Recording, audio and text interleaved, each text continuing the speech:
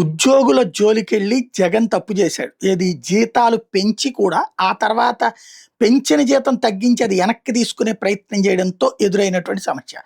But ఈ ప్రభుత్వం దాన్ని బేస్ చేసుకుని అధికారంలోకి వచ్చింది. కానీ ఉద్యోగులకు సంబంధించి సచివాలయ ఉద్యోగుల పరంగా చూస్తే ఎంతమంది అంటే టోటల్‌గా ఇప్పటికి 74 మంది ఆత్మహత్య ప్రయత్నాలు గాని, ఆత్మహత్య గాని లేదంటే గుండెపోట్లు రావడం గాని 74 మందికి జరిగింది రాష్ట్ర వ్యాప్తంగా. ఇందులో Moduru Pravallika sanitation and environment centre secretary Tadepalli Mangalagiri దగ్గర నుంచి బిగిన్ చేస్తే ఎక్కడెక్కడోళ్ళందరూ ఉన్నారు. ఇందులో ఇక పేర్లు ఇవన్నీ చాలా ఉంది, లిస్టే ఉంది.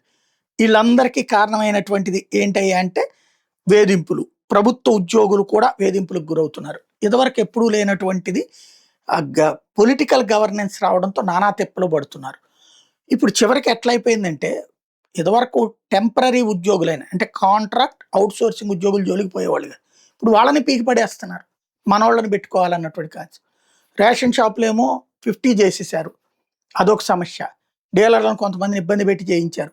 అట్లాగే ఈ డ్వాక్రాలు వీటికి సంబంధించినటువంటి ఎంప్లాయీస్గా ఉండే వాళ్ళని వేధించుకు తింటున్నటువంటి పరిస్థితి ఉంది.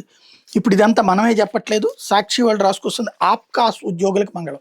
ఇదివరకు వీళ్ళకి పిఎఫ్లు అదేమీ ఉండేది కాదు.